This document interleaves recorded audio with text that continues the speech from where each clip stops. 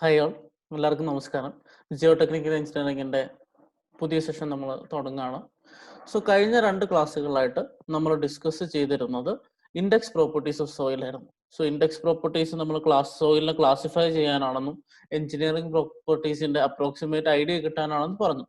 So അതിൽ മെയിനായിട്ട് നമ്മൾ ആദ്യം ഡിസ്കസ് ചെയ്ത് ഗ്രെയിൻ സൈസ് ഡിസ്ട്രിബ്യൂഷൻ കണ്ടുപിടിക്കാൻ വേണ്ടി ഉപയോഗിക്കുന്ന ടെസ്റ്റുകളെ കുറിച്ച്. സോ സീവ് അനാലിസിസ് കണ്ടു, സെഡിമെന്റേഷൻ അനാലിസിസിൽ ഹൈഡ്രോമീറ്റർ അനാലിസിസ് കണ്ടു. സോ ഈ 2 എക്സ്പെരിമെന്റിന്റെ പ്രൊസീജിയർ നമ്മൾ കണ്ടു. പക്ഷെ അതിന്റെ റിസൾട്ട് എങ്ങനെയാണ് അനലൈസ് ചെയ്യുക, നമ്മുടെ ഔട്ട്പുട്ട് എങ്ങനെയാണ്, സോയിലിൽ എങ്ങനെയാണ് ക്ലാസിഫൈ ചെയ്യാന്ന് നമ്മൾ കണ്ടിട്ടില്ല. സോ ഇന്നത്തെ ക്ലാസ്സിൽ നമ്മൾ ആദ്യം ഡിസ്കസ് ചെയ്യാൻ പോകുന്നത് ഈ 2 എക്സ്പെരിമെന്റിന്റെ ഔട്ട്പുട്ടിനെ കുറിച്ചാണ്. സോ ഔട്ട്പുട്ട് എന്ന് പറഞ്ഞാൽ നമുക്ക് എന്താ വേണ്ട, സോയിലിനെ ക്ലാസിഫൈ ചെയ്യണം അല്ലേ. സോ ആ എക്സ്പെരിമെന്റ് വെച്ച് എങ്ങനെ സോയിലിനെ ഐഡന്റിഫൈ ചെയ്യാനും ക്ലാസിഫൈ ചെയ്യാൻ പറ്റുമെന്ന് നമ്മൾ ആദ്യം ഡിസ്കസ് ചെയ്യും. അത് കഴിഞ്ഞ് ബാക്കി ഇൻഡെക്സ് പ്രോപ്പർട്ടീസിലോട്ട് നമ്മൾ കടക്കണം. സോ റിലേറ്റീവ് ഡെൻസിറ്റിയെ കുറിച്ച് കുറച്ച് കാണും, അതിനുശേഷം കൺസിസ്റ്റൻസി ലിമിറ്റ്സ് എന്താണെന്ന് കാണും. സോ നമുക്ക് ഇന്നത്തെ ക്ലാസ് സ്റ്റാർട്ട് ചെയ്യാം. ഞാൻ പറഞ്ഞതുപോലെ output of particle size analysis അല്ലെങ്കിൽ ഗ്രെയിൻ സൈസ് അനാലിസിസ് എന്ന് പറയുന്നത് ഒരു കർവാണ്. നമ്മൾ ക്ലാസ് ഡിസ്കസ് ചെയ്തപ്പോൾ ഈ ടേബിൾ വരച്ചത് നിങ്ങൾക്ക് ഓർമ്മയുണ്ടാവും അല്ലെ. അതിന്റെ റീഡിങ്സ് എഴുതി അതിനകത്ത് പെർസെൻറ്റേജ് ഫൈനറൊക്കെ കണ്ടുപിടിക്കുന്നത് നമ്മൾ കണ്ടു. സോ ഈ CU size versus percentage finer നമ്മൾ ഒരു ഗ്രാഫ് വരയ്ക്കും. CU സൈസ് എക്സ് ആക്സിസിലും പെർസെൻറ്റേജ് ഫൈനർ വൈ ആക്സിസിലുമായിട്ട് നമ്മളൊരു ഗ്രാഫ് വരയ്ക്കും. ആ ഗ്രാഫിനെ വിളിക്കുന്ന പേരാണ് particle size distribution curve. So നോക്കിക്കഴിഞ്ഞാൽ ഇതാണ് particle size distribution curve. So particle size distribution കർവിലെ വൈ ആക്സിസിൽ പെർസെൻറ്റേജ് ഫൈനർ ആണ്. പെർസെൻറ്റേജ് ഫൈനർ എന്ന് പറഞ്ഞാൽ എന്തായിരുന്നു, ഒരു പെർട്ടിക്കുലർ CU സൈസ് എടുത്താൽ ആ CU സൈസിനേക്കാൾ എത്ര പെർസെൻറ്റേജ് കുറവുള്ള പാർട്ടിക്കിൾസ് ആണ് ആ സോയിൽ സാമ്പിളിൽ നിന്ന് കണ്ടുപിടിക്കുന്നതാണ് പെർസെൻറ്റേജ് ഫൈനർ അല്ലെ. സോ ഇപ്പൊ ഞാൻ 0.1 സൈസ് എടുത്തായിരുന്നു, അതിന്റെ കറസ്പോണ്ടിങ് ആയിട്ടുള്ള വാല്യൂ 20 ആണ് എന്നെങ്കിൽ 0.1 mm CUവിനേക്കാൾ ചെറിയ സൈസ് ഉള്ള 20% പാർട്ടിക്കിൾസ് ആ സോയിൽ സാമ്പിൾ ഉണ്ടെന്നാണ് അർത്ഥം. അതാണ് percentage finer. Okay, so percentage finer നമ്മൾ നോർമൽ സ്കെയിലിൽ എക്സ് ആക്സിസിൽ റെപ്രസെന്റ് ചെയ്യും. നമ്മുടെ CU സൈസ് എന്ന് പറഞ്ഞാൽ സൈസ് ഓഫ് പാർട്ടിക്കിൾ നമ്മുടെ എക്സ് ആക്സിസിൽ ലോഗ് സ്കെയിലിൽ റെപ്രസെന്റ് ചെയ്യും. ഇങ്ങനെ ലോഗ് സ്കെയിലിൽ എക്സ് ആക്സിസിൽ സൈസ് ഓഫ് പാർട്ടിക്കിളും വൈ ആക്സിസിൽ നോർമൽ സ്കെയിലിൽ പെർസെൻറ്റേജ് ഫൈനറും റെപ്രസെന്റ് ചെയ്യുന്ന കർവിനാണ് പാർട്ടിക്കിൾ സൈസ് ഡിസ്ട്രിബ്യൂഷൻ കർവ് എന്ന് പറയുക. സോ ഞാനൊരു സോയിൽ സാമ്പിൾ ടെസ്റ്റ് ചെയ്തു, ആ സോയിൽ സാമ്പിളിന്റെ പാർട്ടിക്കിൾ സൈസ് ഡിസ്ട്രിബ്യൂഷൻ കർവ് വരച്ചു. സോ ശരിക്കും ഈ കർവ് കൊണ്ട് എന്താ ഉദ്ദേശിക്കുന്നത് നോക്കിയേ. ഞാൻ ആ സോയിൽ സാമ്പിൾ എടുത്തു കഴിഞ്ഞാൽ ആ സോയിൽ സാമ്പിളിലെ ഓരോ സൈസിലുമുള്ള പാർട്ടിക്കിൾസിന്റെ ഡിസ്ട്രിബ്യൂഷൻ ആണ് ഈ കർവ് കാണിക്കുന്നത് അല്ലെ. പേര് കാണിക്കുന്ന പോലെ പാർട്ടിക്കിൾ സൈസ് ഡിസ്ട്രിബ്യൂഷൻ കർവാണ്. സോ ഒരു സോയിൽ സാമ്പിളിൽ പല ടൈപ്പ് ഓഫ് പാർട്ടിക്കിൾ പല സൈസിൽ പല വലുപ്പത്തിൽ ഉണ്ടാകുന്നത് നമ്മൾ കണ്ടു. സോ ആ ഓരോ വലുപ്പത്തിലുള്ള പാർട്ടിക്കിൾസിന്റെ ഡിസ്ട്രിബ്യൂഷൻ എത്ര എമൗണ്ട് ആണ് ഉള്ളത് എന്ന് കാണിക്കാൻ ഉപയോഗിക്കുന്ന കർവിനെയാണ് നമ്മൾ എന്ത് വിളിക്കുക, പാർട്ടിക്കിൾ സൈസ് ഡിസ്ട്രിബ്യൂഷൻ കർവ് എന്ന് വിളിക്കുക. സോ ഇങ്ങനെ പല പാർട്ടിക്കിൾസ് സോയിലിൽ ഡിസ്ട്രിബ്യൂട്ട് ചെയ്യുന്നതിന് നമ്മളൊരു പേര് പറയും, ആ പേരാണ് grading of soil. So particle size distribution curve actually represent ചെയ്യുന്ന ഗ്രേഡിംഗ് ഓഫ് സോയിൽ ആണ്. ഗ്രേഡിംഗ് ഓഫ് സോയിൽ എന്താന്ന് പറഞ്ഞാൽ എന്താണ്, distribution of particles of different sizes in the soil mass. So ഒരു സോയിൽ മാസ് എടുത്തു കഴിഞ്ഞാൽ ആ സോയിൽ മാസിലെ പാർട്ടിക്കിൾസ് ഡിഫറെന്റ് സൈസിലുള്ള പാർട്ടിക്കിൾസ് എങ്ങനെ ഡിസ്ട്രിബ്യൂട്ട് ചെയ്തു എന്ന് പറയുന്നതിനാണ് ഗ്രേഡിംഗ് ഓഫ് സോയിൽ എന്ന് പറയാ. ആ ഗ്രേഡിംഗ് ഓഫ് സോയിൽ ആണ് നമ്മൾ പാർട്ടിക്കിൾ സൈസ് ഡിസ്ട്രിബ്യൂഷൻ കർവിൽ നിന്ന് കിട്ടുക. അതുകൊണ്ട് തന്നെ പാർട്ടിക്കിൾ സൈസ് ഡിസ്ട്രിബ്യൂഷൻ കർവിനെ നമ്മൾ എന്തെന്ന് കൂടെ വിളിക്കും, ഗ്രഡേഷൻ കർവ് എന്ന് വിളിക്കും. സോ പാർട്ടിക്കിൾ സൈസ് കർവിനെ ഗ്രഡേഷൻ കർവ് എന്നുകൂടെ വിളിക്കും. കാരണം എന്താ, it represents the grading of soil. Grading of soil എന്ന് വെച്ചാൽ ഒരു സോയിൽ സാമ്പിളിലെ പല വലുപ്പത്തിലുള്ള പാർട്ടിക്കിൾസ് എങ്ങനെ ഡിസ്ട്രിബ്യൂട്ട് ചെയ്തു എന്നാണ് കർവ് കാണിക്കുന്നത്. അതുകൊണ്ടാണ് ഇതിനെ ഗ്രഡേഷൻ കർവ് എന്ന് വിളിക്കുന്നത്. സോ ഇതാണ് നമ്മുടെ സീവ് അനാലിസിസ് അല്ലെങ്കിൽ സെഡിമെന്റേഷൻ അനാലിസിസ്. അതായത് in general grain size analysis ചെയ്ത് കഴിയുമ്പോൾ നമുക്ക് കിട്ടുന്ന ഔട്ട്പുട്ട് എന്ന് പറയുന്നത് എക്സ്പെരിമെന്റിന്റെ ഔട്ട്പുട്ട്. ഇനി ഈ കർവ് വെച്ച് നമ്മൾ സോയിലിൽ ഐഡന്റിഫൈ ചെയ്യണം ഏത് ടൈപ്പ് സോയിലാണ്, എന്നിട്ട് സോയിലിനെ ക്ലാസിഫൈ ചെയ്യണം. ഇതൊക്കെ എങ്ങനെ ചെയ്യുമെന്ന് ആണ് നമ്മൾ ഇനി ഡിസ്കസ് ചെയ്യാൻ പോകുന്നു. സോ നമുക്ക് ക്ലോസർ ആയിട്ട് നമ്മുടെ പാർട്ടിക്കിൾ സൈസ് ഡിസ്ട്രിബ്യൂഷൻ കർവ് കാണാം. സോ പാർട്ടിക്കിൾ സൈസ് ഡിസ്ട്രിബ്യൂഷന്റെ വൈ ആക്സിസിൽ പെർസെൻറ്റേജ് ഫൈനർ ആണ്, എക്സ് ആക്സിസിൽ സൈസ് ഓഫ് പാർട്ടിക്കിൾ ആണെന്ന് അറിയാം. സോ നിങ്ങൾ സെമിലോഗ്രാഫ് മുന്നേ കോൺക്രീറ്റ് ലാബ് ചെയ്തപ്പോൾ ഉപയോഗിച്ചിട്ടുണ്ടാവും. സീവ് അനാലിസിസ് സാൻഡിനൊക്കെ ചെയ്തിട്ടുണ്ടാവും അല്ലേ? സോ ആ സമയത്ത് ഉപയോഗിച്ചിട്ടുള്ള ഗ്രാഫാ. സോ അതിന്റെ എക്സ് ആക്സിസ് എന്ന് പറഞ്ഞാൽ ലോഗ് സ്കെയിലാണ്. സോ 0.001, 0.01, 0.1. സോ എന്തിനായിരിക്കും ലോഗ് സ്കെയിൽ ഉപയോഗിക്കുക? നമുക്ക് പല റേഞ്ച് ഓഫ് സീവ് സൈസസ് ആണ് ഉള്ളത്. സോ അതിനെ വൃത്തിയായിട്ട് ഡിസ്ട്രിബ്യൂട്ട് ചെയ്ത് കാണിക്കാൻ നോർമൽ സ്കെയിലിൽ പറ്റില്ല. സോ ദ റേഞ്ച് ഡിഫറെന്റ് ആയതുകൊണ്ട് മൈക്രോൺ ടു മില്ലിമീറ്റർ ആണ് നമ്മൾ കാണിക്കുന്നത് അല്ലേ? സോ 10⁻³ റേഞ്ച് വ്യത്യാസമുണ്ട്. സോ ആ റേഞ്ചിനെ ഉൾക്കൊള്ളാൻ വേണ്ടിയാണ് നമ്മൾ ലോഗ് സ്കെയിൽ ഉപയോഗിക്കുക. അപ്പൊ ലോഗ് സ്കെയിൽ സാധാരണ എങ്ങനെയാണെന്ന് നിങ്ങൾക്ക് അറിയാം. ഇത് ഞാനൊരു എക്സൽ ഷീറ്റിൽ ചെയ്ത ഒരു ലോഗ് സ്കെയിൽ നിങ്ങൾക്ക് കോപ്പി ചെയ്തിട്ടേക്കുന്നതാണ്. സോ 0.01, 0.01, 0.1, 10, 100. സോ ഇവിടുന്ന് കൗണ്ട് ചെയ്താൽ ഇത് എത്രയായിരിക്കും? 0.02, ഇത് 0.03, ഇത് 0.04. അതുപോലെ ഇവിടെ എടുത്താൽ 0.001 ആയിരുന്നു, 0.002 ആണ്, 0.003 ആണ്. അങ്ങനെ സോ ഇത് 0.01 ആണെങ്കിൽ ഇത് 0.02, ഇത് 0.03, ഇത് 0.1 mm ആണെങ്കിൽ ഇത് 0.2 mm, 0.3 mm, ഇത് 1 mm ആണ്. അപ്പൊ ഇത് 2 mm, 3 mm, 4 mm, 5 mm അങ്ങനെ പോകും. ഇത് 10 mm ആണെങ്കിൽ ഇത് 20 mm, 30 mm, 40 mm, 50 mm, 60 mm. So multiples ആയിട്ടാണ് ഓരോ ലൈനും റെപ്രസെന്റ് ചെയ്യുക. ഇത് നിങ്ങൾക്ക് അറിയായിരിക്കും, നിങ്ങൾ ഓൾറെഡി സീവ് അനാലിസിസ് ചെയ്തുകൊണ്ട്. സോ നമ്മൾ സോയിലിന്റെ ക്ലാസിഫിക്കേഷൻ, ബേസിക് ആയിട്ടുള്ള ക്ലാസിഫിക്കേഷൻ കഴിഞ്ഞ ക്ലാസ്സിൽ പഠിച്ചിരുന്നു അല്ലേ? ഫൈൻ ഗ്രൈൻഡ് സോയിലായിട്ട് തിരിക്കും, കോസ് ഗ്രൈൻഡ് സോയിലായിട്ട് തിരിക്കും. അതിൽ തന്നെ ക്ലേ ഉണ്ട്, സിൽട്ട് ഉണ്ട്, സാൻഡ് ഉണ്ട്, ഗ്രേവൽ ഉണ്ട്, കോബിൾ ഉണ്ട്, ബോൾഡർ ഉണ്ടെന്ന് കണ്ടു. സോ അതിന്റെ സൈസസ് വെച്ച് ഞാൻ ഈ ഗ്രാഫിൽ നമുക്കൊന്ന് നോക്കാം. സോ ആദ്യം ക്ലേ എന്ന് പറഞ്ഞാൽ എത്ര സൈസിൽ കുറവായിരുന്നു? 2 മൈക്രോൺ അല്ലെ? 2 മൈക്രോൺ എന്ന് പറഞ്ഞാൽ എത്ര? 2/1000, 0.002 mm ആണ്. സോ 0.002 എന്ന് പറഞ്ഞാൽ ഇവിടം വരെ. ഇത് 0.01 ആണെങ്കിൽ 0.02. സോ 0.02-ൽ ചെറുത് എല്ലാം എന്താണ്? ക്ലേ ആണല്ലേ? സോ നെക്സ്റ്റ്, സോ ക്ലേ കിട്ടി.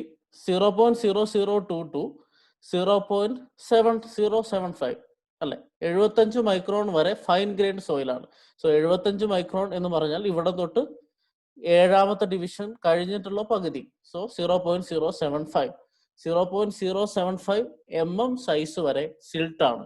ഇനി അവിടെ നിന്ന് 4.75 വരെ എന്താണ്? സാൻഡ് ആണ്. സോ 4.75 mm വരെ സാൻഡ് ആണ്. 4.75 mm തൊട്ട് 80 mm വരെ എന്താണ്? ഗ്രേവലാണ്. അതിനുശേഷം ബോൾഡറും കോബിളും ഉണ്ടെന്ന് നമുക്കറിയാം. സോ നമ്മൾ 100 mm വരെ സൈസ് ഇതിൽ വരച്ചിട്ടുള്ളൂ. സോ ഇത്രയുമാണ് ക്ലാസിഫിക്കേഷൻ. സോ ഇതിൽ 75 മൈക്രോൺ, അതായത് 0.075 mm സീവിന്റെ താഴെയുള്ളതെല്ലാം എന്നാണ്? ഫൈൻ ഗ്രൈൻഡ് ആണ്. സോ ഇവിടെ ഒരു ലൈൻ ഞാൻ വരച്ചാൽ അതിന്റെ ഇപ്പുറത്തോട്ടുള്ളത് ഫൈൻ ഗ്രൈൻഡ് സോയിൽ ആയിരിക്കും, ഇപ്പുറത്തോട്ടുള്ളത് കോസ് ഗ്രൈൻഡ് സോയിൽ ആയിരിക്കും. സോ ഒരു സോയിൽ സാമ്പിളിൽ എല്ലാ പാർട്ടിക്കിൾസും ഉണ്ടാവാൻ സാധ്യതയുണ്ട്. സോ അതിന്റെ ഡിസ്ട്രിബ്യൂഷൻ നമുക്ക് മനസ്സിലാക്കാൻ പാർട്ടിക്കിൾ സൈസ് ഡിസ്ട്രിബ്യൂഷൻ ഉപയോഗിക്കാം. ഇനി നമുക്ക് കുറച്ച് കർവ്സ് കാണാം. ആ കർവ്സിനെ ഒന്ന് ഐഡന്റിഫൈ ചെയ്തു. ഒന്നാമത്തെ കർവ് ഇതാണ്. സോ ഞാനൊരു എക്സ്പെരിമെന്റ് ചെയ്തതിനു ശേഷം എനിക്ക് പാർട്ടിക്കിൾ സൈസ് ഡിസ്ട്രിബ്യൂഷൻ കർവ് ഇങ്ങനെ കിട്ടി. സോ ഈ കർവ് കണ്ടാൽ എനിക്ക് എങ്ങനെ ഈ കർവിനെ ഐഡന്റിഫൈ ചെയ്യാൻ പറ്റുമെന്ന് നോക്കാം. സോ ഇവിടെ നോക്കിക്കേ, ഇത് കവർ ചെയ്തിരിക്കുന്ന എൻ്റയർ ഏരിയയിൽ ക്ലേയും സിൽട്ടും മാത്രമേ ഉള്ളൂ അല്ലെ? ക്ലേയും സിൽട്ടും മാത്രമേ ഉള്ളൂ. അതായത് 75 മൈക്രോണിനേക്കാൾ താഴെയാണ് എല്ലാ പാർട്ടിക്കിളുടെയും size. So what you can call it is a fine grained soil. ഇനി ഇതുപോലെ ഞാൻ വേറൊരു കർവ് വരയ്ക്കുന്നു. യു ക്യാൻ സി, ഒരു കർവ് വരച്ചു. അതിൽ കുറച്ച് സിൽട്ട് പാർട്ടിക്കിൾസ് ഉണ്ട്, പിന്നെ മെജോറിറ്റി എന്താണ്? സാൻഡും ഗ്രേവലും ആണ്. അതായത് most of the particles are higher than size of 75 micron. അങ്ങനെയാണെങ്കിൽ ആ സോയിലിനെ എന്ത് വിളിക്കും? കോസ് ഗ്രൈൻഡ് സോയിൽ എന്ന് വിളിക്കും. സോ ജനറലി ഇങ്ങനെ ഓരോ, ഇപ്പൊ ഞാൻ ഇത് ജനറൽ ആയിട്ട് ഫൈൻ ഗ്രൈൻഡും കോസ് ഗ്രൈൻഡും കാണിച്ചു. ഇനി സിൽട്ട് കണ്ടന്റ് മാത്രം കൂടുതലായിട്ടുള്ള സോയിൽ ആണെങ്കിൽ ഇവിടെ എനിക്കൊരു കർവ് വരും. സാൻഡ് മാത്രമാണെങ്കിൽ ഇങ്ങനെ വരും. ഗ്രേവൽ ആണെങ്കിൽ ഇങ്ങനെ ഉണ്ട്. എല്ലാ പാർട്ടിക്കിൾസും ഉണ്ടെങ്കിൽ ഒരു യൂണിഫോം കർവ്, എല്ലാത്തിനും പാസ് ചെയ്യുന്ന ഒരു കർവ് വരും. അങ്ങനെയാണ് നമ്മൾ ക്ലാസിഫൈ ചെയ്യുക. ഇനി സോയിലിന്റെ ഗ്രേഡിങ് വെച്ച്, ഞാൻ പറഞ്ഞു സോയിലിൽ ഓരോ പാർട്ടിക്കിൾസ് ഉണ്ടല്ലേ, ആ പാർട്ടിക്കിൾസിന്റെ ഡിസ്ട്രിബ്യൂഷൻ ആണ് ഗ്രേഡിങ്. സോയിലിന്റെ ഗ്രേഡിങ് വെച്ച് ഈ കർവിന്റെ ഷേപ്പ് വെച്ച് നമ്മൾ സോയിലിനെ ക്ലാസിഫൈ ചെയ്യും. അതാണ് നമ്മൾ ഇനി കാണാൻ പോകുന്നത്. സോ ഒന്നാമത്തെ കർവ് നോക്കുക. സോ ഒന്നാമത്തെ കർവ് നോക്കിക്കേ. സോ ഇവിടം തൊട്ട് എല്ലാ ഏരിയയും കവർ ചെയ്ത് പോകുന്ന ഒരു എസ് കർവാണ് അല്ലെ? ഒരു എസിന്റെ ഷേപ്പിലുള്ള കർവ്.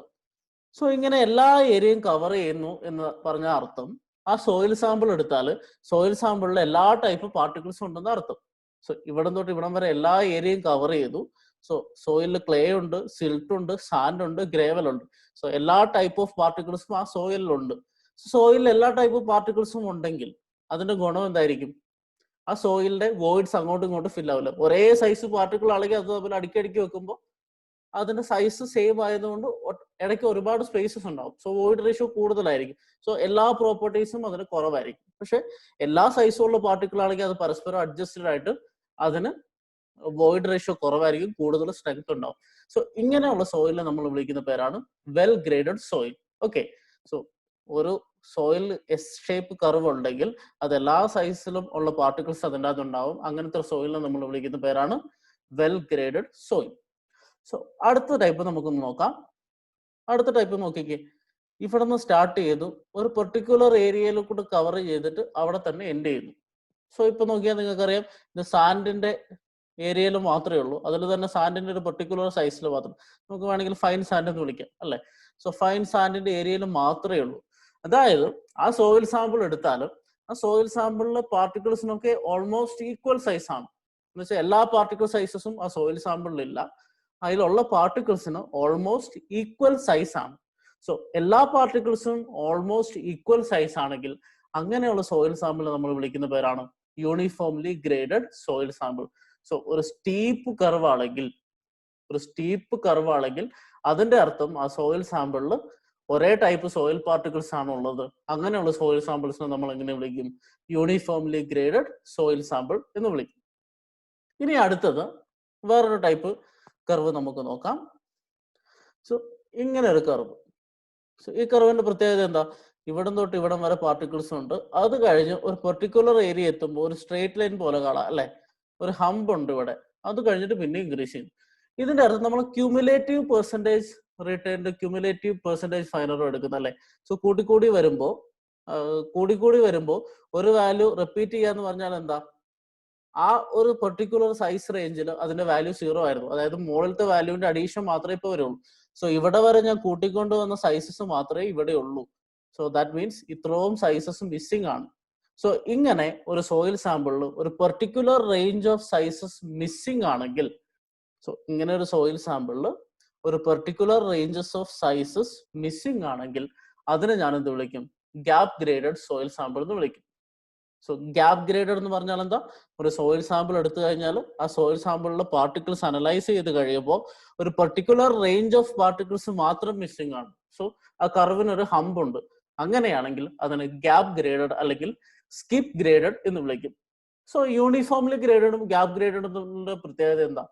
സോ എല്ലാ ടൈപ്പ് പാർട്ടിക്കിൾസും അതിൻ്റെ അകത്തില്ല. അപ്പോൾ വെൽ ഗ്രേഡഡിന് കമ്പയർ ചെയ്യുമ്പോൾ അതിൻ്റെ അകത്തുള്ള വോയിഡ് സ്പേസസ് കൂടുതലായിരിക്കും. വോയിഡ് സ്പേസസ് കൂടുതലാണെങ്കിൽ കമ്പാരിറ്റീവ്ലി എന്ത് സംഭവിക്കും? അതിന്റെ സ്ട്രെങ്ത് കുറവായിരിക്കും. So uniformly graded and gap graded soils R commonly known as poorly graded soil. So well graded soil എന്ന് പറഞ്ഞാൽ എല്ലാ പാർട്ടിക്കിൾസും ഉള്ളത് കൊണ്ട് വോയിഡ്സ് കുറവാണ്, അതിന്റെ പ്രോപ്പർട്ടീസ് നല്ലതായിരിക്കും. പക്ഷേ ഓൾമോസ്റ്റ് സെയിം സൈസോ അല്ലെങ്കിൽ ചില സൈസസ് മിസ്സിങ്ങോ ആണെങ്കിൽ അതിന്റെ വോയിഡ് റേഷ്യോ കൂടുതലായിരിക്കും, പ്രോപ്പർട്ടീസ് കുറവായിരിക്കും, സ്ട്രെങ്ത് ഒക്കെ കുറവായിരിക്കും. അങ്ങനെയുള്ള സോയിലിനെ നമ്മൾ എന്ത് വിളിക്കും? പുവർലി ഗ്രേഡഡ് സോയിൽ എന്ന് വിളിക്കും. സോ പുവർലി ഗ്രേഡഡിന്റെ എക്സാമ്പിൾ എന്തൊക്കെയാണ്? യൂണിഫോംലി ഗ്രേഡഡ് സോയിലും ഗ്യാപ് ഗ്രേഡഡ് സോയിലും. ഇങ്ങനെയാണ് നമ്മൾ കർവ് കണ്ടാൽ ആ സോയിൽ സാമ്പിളിനെ ഐഡന്റിഫൈ ചെയ്യുക. ഒന്നാമത് അതിന്റെ സൈസ് വെച്ച് കോസ് ഗ്രേഡ് ആണോ, ഫൈൻ ഗ്രേഡ് ആണോ, സാൻഡ് ആണോ, സിൽറ്റ് ആണോ, ക്ലേ ആണോ എന്ന് ഐഡന്റിഫൈ ചെയ്യാൻ പറ്റും. രണ്ടാമത് ബേസ്ഡ് ഓൺ ഗ്രേഡിംഗ് നമുക്ക് ഐഡന്റിഫൈ ചെയ്യാൻ പറ്റും വെൽ ഗ്രേഡഡ് ആണോ പുവർ ഗ്രേഡഡ് ആണോ. സോ ഇനി നമ്മൾ ഈ പറഞ്ഞതിന്റെ എക്സ്പ്ലനേഷൻ ഒന്ന് എഴുതിയാൽ ആദ്യത്തേത് എന്താണ്? വെൽ ഗ്രേഡഡ് അല്ലേ. സോ വെൽ ഗ്രേഡഡ് പറഞ്ഞു എസ് കർവ് ആയിരിക്കും.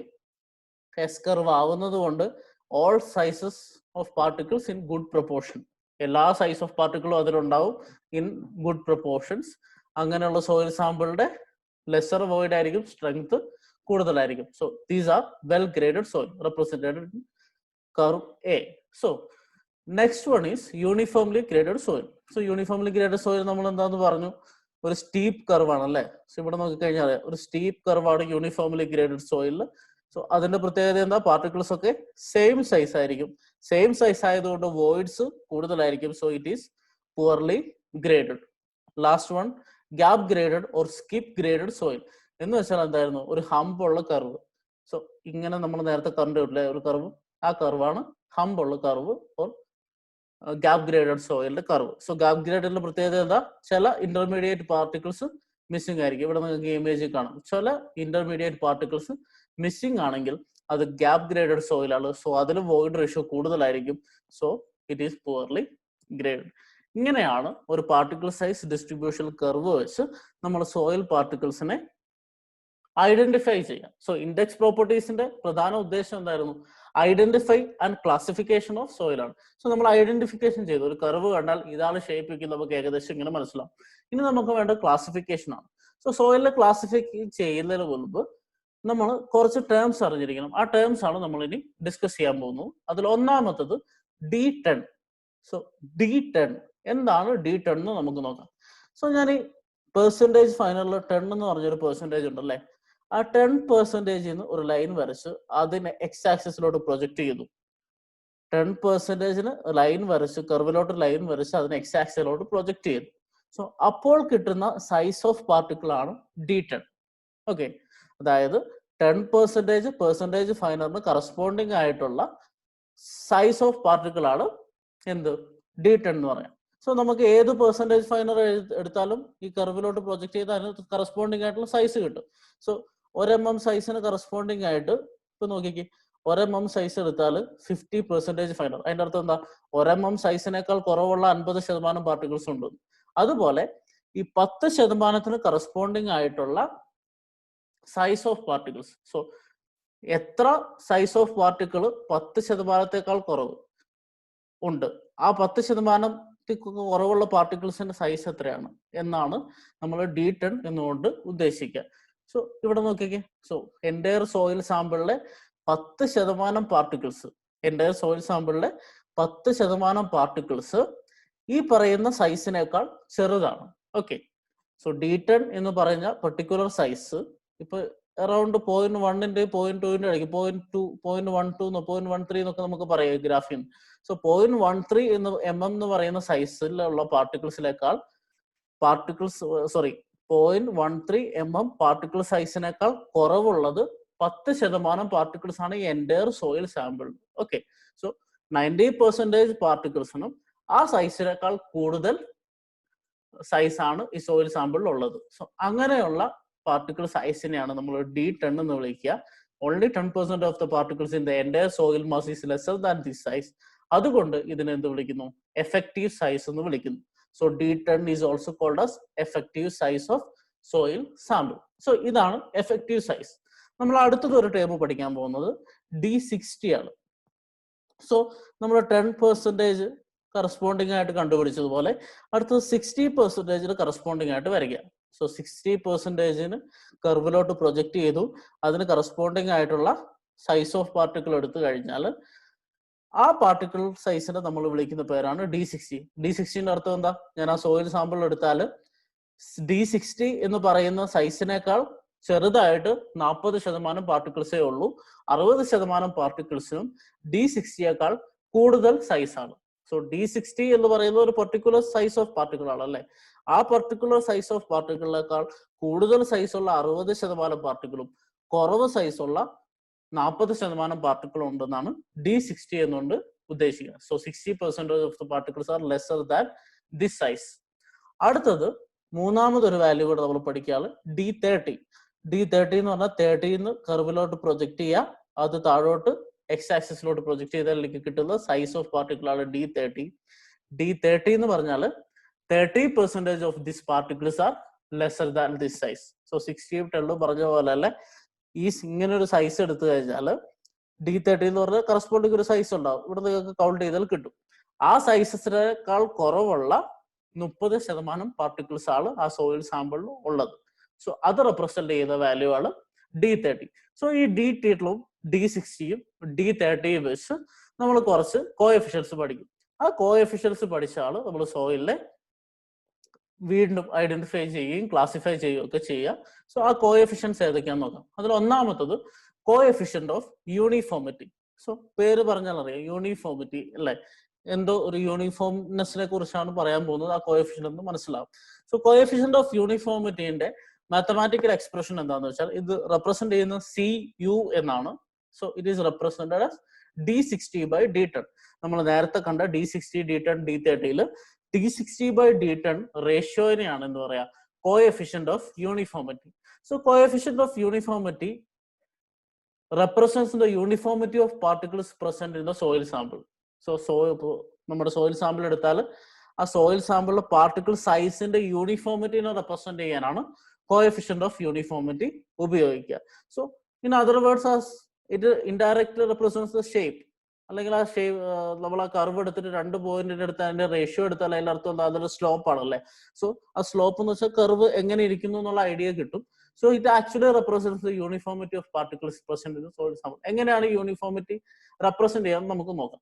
സപ്പോസ് d60 d10 ഈക്വൽ ആണ്. സോ d60 = d10 എന്ന് പറഞ്ഞാൽ എന്താ, കോഎഫിഷ്യന്റ് ഓഫ് യൂണിഫോമിറ്റി 1 ആണ് അല്ലേ. So suppose CU = 1, d60 = d10. ഇതിന് കറസ്പോണ്ടിങ് ആയിട്ട് ഞാനൊരു പാർട്ടിക്കിൾ സൈസ് ഡിസ്ട്രിബ്യൂഷൻ കർവ് വരയ്ക്കാതെ വെക്കാം. സോ എനിക്ക് d60 ഇവിടെ, d10 ഇത് രണ്ടും ഈക്വൽ ആണെന്ന് വെച്ചാൽ അതൊരു സ്ട്രേറ്റ് ലൈൻ കർവാണ് അല്ലെ. സോ d60യും d10ഉം ഈക്വൽ ആണെന്ന് പറഞ്ഞാൽ അതൊരു സ്ട്രേറ്റ് ലൈൻ കർവാണ്. അതിന്റെ അർത്ഥം എന്താ, പാർട്ടിക്കിൾസിനൊക്കെ ഒരേ സൈസാണ്. ആ സോയിൽ സാമ്പിൾ എടുത്താൽ ആ പാർട്ടിക്കിൾസിനൊക്കെ ഒരേ സൈസാണ് എങ്കിൽ അതൊരു യൂണിഫോം സോയിലാണ് എന്ന് പറയാം. സോ യൂണിഫോം സോയിലാണെങ്കിൽ ആ യൂണിഫോം സോയിലിന്റെ കോഎഫിഷ്യന്റ് ഓഫ് യൂണിഫോമിറ്റി എന്ന് പറയുന്നത് <2 ആയിരിക്കും. സോ 1 ആണെങ്കിൽ ഇങ്ങനെയാണെങ്കിൽ, സോ ഒരു 2 വരെ d60/d10 2 വരെ ആണെങ്കിൽ അതിനെ നമ്മൾ യൂണിഫോം സോയിൽ എന്ന് വിളിക്കും. ഇനി നമ്മൾ എടുക്കുന്നത് ഒരു ഗ്രേവൽ സാമ്പിൾ ആണെന്ന് വിചാരിക്കുക. ഗ്രേവലി സോയിലിൽ കോഎഫിഷ്യന്റ് ഓഫ് യൂണിഫോമിറ്റി ചെയ്ത് കഴിഞ്ഞപ്പോൾ >4 കിട്ടിയാൽ അതിന് നമ്മൾ വെൽ ഗ്രേഡഡ് ഗ്രേവൽ എന്ന് വിളിക്കും. സോ വെൽ ഗ്രേഡഡ് ആണെന്ന് നല്ലതെന്ന് നമുക്കറിയാം. സോ ഒരു ബിൽഡിംഗ് ഒക്കെ ഉണ്ടാക്കുന്നതിന് മുമ്പ് ആ സോയിൽ വെൽ ഗ്രേഡഡ് ആണോ പൂർലി ഗ്രേഡഡ് ആണോ എന്ന് അറിയണം. സോ അതിന് നമ്മൾ സൈസ് CU അനാലിസിസ് ചെയ്ത് CU കണ്ടുപിടിച്ച് അത് >4 ആണെങ്കിൽ അതിന് വെൽ ഗ്രേഡഡ് ആണ്, നല്ല സോയിലാണ്, നമുക്ക് ധൈര്യമായിട്ട് ബിൽഡിംഗ് ഉണ്ടാക്കാൻ പറ്റും. സോ ഗ്രേവൽ CU >4 ആണെങ്കിൽ വെൽ ഗ്രേഡഡ് ഗ്രേവൽ ആണ്. ഇനിയിപ്പോ സാൻഡ് ആണെങ്കിൽ CU >6 ആണെങ്കിൽ വെൽ ഗ്രേഡഡ് സാൻഡ് ആണ്. ഓക്കെ, സോ ഇങ്ങനെയാണ് കോഎഫിഷ്യന്റ് ഓഫ് യൂണിഫോമിറ്റി വെച്ച് നമ്മൾ സോയിലിനെ ഐഡന്റിഫൈ ചെയ്യാം. സോ കർവിൽ നിന്ന് നമ്മൾ d60 d10 കണ്ടുപിടിക്കുന്നു, d60/d10 റേഷ്യോ എടുക്കുന്നു. ആ റേഷ്യോ വെച്ചിട്ട് നമ്മൾ ഈ പറയുന്ന വാല്യൂസ് വെച്ച് കമ്പയർ ചെയ്ത് കഴിയുമ്പോൾ അത് വെൽ ഗ്രേഡഡ് ആണോ പൂർലി ഗ്രേഡഡ് ആണോ എന്ന് നമുക്ക് ഐഡന്റിഫൈ ചെയ്യാൻ പറ്റും. ഇനി ഇതുപോലെ നമ്മൾ അടുത്തതായിട്ട് റെപ്രസെന്റ് ചെയ്യാൻ പോകുന്ന കോഎഫിഷ്യന്റ് ആണ് coefficient of curvature. So coefficient of uniformity d60/d10 ആണെങ്കിൽ കോഎഫിഷ്യന്റ് ഓഫ് കർവേച്ചർ അല്ലെങ്കിൽ CC എന്ന് പറയുന്നത് d30² d60 ആണ്. So CC = d30² d60 so coefficient of curvature usually ഉപയോഗിക്കുക നമ്മുടെ പാർട്ടിക്കിൾ സൈസ് ഡിസ്ട്രിബ്യൂഷന്റെ ഷേപ്പ് ക്ലിയർ ആയിട്ട് ഡിഫൈൻ ചെയ്യാനാണ്. So represent shape of gradation curve. So gradation കർവിന്റെ ഷേപ്പ് വളരെ ഡെഫിനറ്റ് ആയിട്ട് നമുക്ക് എസ്റ്റാബ്ലിഷ് ചെയ്യാൻ വേണ്ടി നമ്മൾ ഉപയോഗിക്കുന്ന കോഎഫിഷ്യന്റ് ആണ് കോഎഫിഷ്യന്റ് ഓഫ് കർവേച്ചർ. സോ എങ്ങനെയാണ് ഇതിന്റെ ഇമ്പോർട്ടൻസ് എന്ന് നമുക്കൊന്ന് നോക്കാം. സോ ഒരു പാർട്ടിക്കിൾ സൈസ് ഡിസ്ട്രിബ്യൂഷൻ വരച്ചു, അതിലൊരു ഗ്യാപ് ഗ്രേഡഡ് സോയിൽ സാമ്പിളിന്റെ കർവ് ഞാൻ വരച്ചിട്ടുണ്ട്. ഒരു ഗ്യാപ് ഗ്രേഡഡ് ആണ്, ഇവിടെ ഒരു ഹമ്പ് ഉണ്ട്, അതുകൊണ്ട് ഗ്യാപ് ഗ്രേഡഡ് ആണെന്ന് നമുക്കറിയാം അല്ലെ. ഇതിൽ ഞാൻ d60യും d10ഉം എടുത്തു. സോ d60 60% കറസ്പോണ്ടിങ് ആയിട്ടുള്ള വാല്യൂ, d10 കറസ്പോണ്ടിങ് ആയിട്ടുള്ള വാല്യൂ എന്തൊരു 10%. സോ ഇവിടെ ഞാൻ കോഎഫിഷ്യന്റ് ഓഫ് യൂണിഫോമിറ്റി മാത്രമേ കാൽക്കുലേറ്റ് ചെയ്യുള്ളൂ എന്ന് വിചാരിക്കാം. ഇപ്പൊ d60/d10 കാൽക്കുലേറ്റ് ചെയ്താൽ ആക്ച്വലി ഈ കർവിന്റെ ഈ പോർഷൻ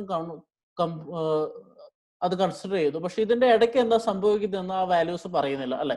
സോ ഇവിടെ ആക്ച്വലി ഈ കർവ് ഇങ്ങനെ പോയിട്ടൊരു ഹംപ് ഇതിനുണ്ട്, പക്ഷെ d60/d10 മാത്രം ഞാൻ എടുത്താൽ എന്താ സംഭവിക്കുക, ഈ കർവിന് ഇവിടെ ഒരു ഷേപ്പ് ഉണ്ട്, ഇവിടെ ഒരു ഷേപ്പ് ഉണ്ട്, ഇതിന്റെ ഇടയ്ക്ക് എന്താ സംഭവിക്കുന്നത് അറിയില്ല. സോ അത് കണ്ടുപിടിക്കാൻ വേണ്ടി ഇന്റർമീഡിയറ്റ് ആയിട്ട് എനിക്കൊരു പോയിന്റും കൂടെ വേണം. ആ പോയിന്റ് ആണ് d30. സോ d30 എടുത്തു കഴിഞ്ഞാൽ ഈ കർവിന് ഇതിന്റെ മിഡ് പോർഷനിൽ ഒരു ചേഞ്ച് വരുന്നുണ്ട്, ഒരു ഗ്യാപ്പ് ഉണ്ട് എന്ന് എനിക്ക് ഐഡന്റിഫൈ ചെയ്യാൻ പറ്റും. സോ d60 d10 കൊണ്ട് മാത്രം എനിക്ക് ആ സോയിൽ കർവിനെ ഡിഫൈൻ ചെയ്യാൻ പറ്റില്ല. I need another parameter d30 to establish the curve. So ഇതിനു വേണ്ടി ഞാൻ ഉപയോഗിക്കുന്ന കോഎഫിഷ്യന്റ് ആണ് coefficient of curvature. So it is extremely useful for gap graded soil. For the gap graded soil, CC is required to establish the shape of curve. ഇനി coefficient of curvature വെച്ച് നമ്മൾ soil well graded ആണോ എന്ന് പറയും. അതിന് if C C is between 1 and 3 it is well graded soil. So C C value ഏതൊരു soil സാമ്പിളിന്റെയും 1-ന്റെയും 3-ന്റെയും ഇടയ്ക്കാണെങ്കിൽ well graded soil ആണെന്ന് നമുക്ക് പറയാം. സോ ഇപ്പൊ നമ്മൾ കോഎഫിഷ്യന്റ് ഓഫ് യൂണിഫോമിറ്റിയും കോഎഫിഷ്യന്റ് ഓഫ് കർവേച്ചറും കണ്ടുപിടിച്ചിട്ട് ഒരു സാൻഡ് സാമ്പിൾ ആണെന്ന് വിചാരിക്കാം. സോ സാൻഡ് സാമ്പിൾ ആണെങ്കിൽ സാൻഡിന്റെ സി യു ഗ്രേറ്റർ ദാൻ 6-ഉം സി സി ബിറ്റ്വീൻ 1 and 3-ഉം ആണെങ്കിൽ അതിനെ വെൽ ഗ്രേഡഡ് സോയിൽ എന്ന് വിളിക്കും. So C U greater than 6-ഉം ആവണം, സി സി 1-ന്റെയും 3-ന്റെയും ഇടയ്ക്ക് ആവണം. അങ്ങനെയാണെങ്കിൽ അത് വെൽ ഗ്രേഡഡ് സാൻഡ് ആണ്. ഇനി ഗ്രേവൽ ആണെങ്കിലോ സി യു ഗ്രേറ്റർ ദാൻ 4 ആവണം, സി സി ബിറ്റ്വീൻ 1 and 3 ആവണം. അങ്ങനെയാണെങ്കിൽ അത് വെൽ ഗ്രേഡഡ് ഗ്രേവൽ ആണ്. ഇതിൽ രണ്ടിലെയും ഏതെങ്കിലും ഒന്ന് സാറ്റിസ്ഫൈ ചെയ്താൽ പോരാ, സിയും സി സിയും സാറ്റിസ്ഫൈ ചെയ്താൽ അത് വെൽ ഗ്രേഡഡ് സാൻഡോ വെൽ ഗ്രേഡഡ് ഗ്രേവലോ ആവും. ഇങ്ങനെയാണ് നമ്മൾ സോയിലിനെ ഐഡന്റിഫൈ ചെയ്യുക. സോ ഇത് രണ്ടുമാണ് ഇതിൽ നിന്ന് നമ്മൾ ഡിറൈവ് ചെയ്തിരിക്കുന്ന കോഎഫിഷ്യന്റ്. സോ ഇനി നമുക്ക് എന്തിനാണ് പാർട്ടിക്കിൾ സൈസ് ഡിസ്ട്രിബ്യൂഷൻ കർവ് ഉപയോഗിക്കുന്നതെന്ന് സമ്മറൈസ് ചെയ്താൽ, ഒന്നാമത്തത് classification and identification of soil ആണ് അല്ലെ. സോയിലിനെ ക്ലാസിഫൈ ചെയ്യാനും ഐഡന്റിഫൈ ചെയ്യാനും നമ്മൾ ഉപയോഗിക്കും. നമ്മൾ കണ്ടു അതിൽ ക്ലേ സോയിലാണോ സാൻഡി സോയിലാണോ ഗ്രേവലി സോയിലാണോ എന്ന് ആ ഗ്രാഫിൽ കിടക്കുന്ന പൊസിഷൻ കണ്ടാൽ നമുക്ക് ഒന്നാമത് മനസ്സിലാവും. പിന്നെ അതിന്റെ ഗ്രഡേഷൻ വെച്ച് ക്ലാസിഫൈ ചെയ്യാൻ പറ്റും, വെൽ ഗ്രേഡഡ് ആണോ പോർലി ഗ്രേഡഡ് ആണോ എന്ന്. സോ ഇങ്ങനെ ഐഡന്റിഫൈ ചെയ്തോ ക്ലാസിഫൈ ചെയ്തോ കഴിഞ്ഞാൽ നമുക്ക് എന്ത് ചെയ്യാം, it gives an approximate idea about the engineering properties. എന്തൊക്കെയാണ് engineering properties? Permeability, compressibility, shear strength. So ഈ 3 ഫാക്ടേഴ്സിനെ എഫക്ട് ചെയ്യുന്നത് ആ സോയിലിന് എത്രത്തോളം വോയിഡ്സ് ഉണ്ട്. പെർമിയബിലിറ്റി എന്ന് പറഞ്ഞാൽ വാട്ടറിന് ഫ്ലോ ചെയ്യാനുള്ള കപ്പാസിറ്റി ആണ് അല്ലേ. സോ കൂടുതൽ വോയിഡ്സ് ഉണ്ട്, കൂടുതൽ വാട്ടർ പോവും, കൂടുതൽ പെർമിയബിൾ ആവും, അപ്പോൾ ഒരുപാട് പ്രശ്നങ്ങൾ ഉണ്ടാവും. കംപ്രസിബിലിറ്റി എന്ന് വെച്ചാൽ അതിനെ കംപ്രസ് ചെയ്യാനുള്ള കപ്പാസിറ്റി. കംപ്രസ് ചെയ്യാന്ന് വെച്ചാൽ വോയിഡ്സ് ആണ് കംപ്രസ് ആവും. സോയിൽ വോയിഡ്സ് ആണെങ്കിൽ ഓട്ടോമാറ്റിക് ആയിട്ട് കംപ്രസിബിലിറ്റി കുറവാകും. ഷിയർ സ്ട്രെങ്ത് ഇതുപോലെ, ഷിയർ സ്ട്രെസ്സിനെ റെസിസ്റ്റ് ചെയ്യാം. സോ എല്ലാ പ്രോപ്പർട്ടീസും ഡിപ്പെൻഡ് ചെയ്യുന്നത് അതിന്റെ വോയിഡ്സ്, അതിന്റെ ഗ്രേഡിങ്ങിനെ, അതിന്റെ സൈസിനെ ഒക്കെയാണ്.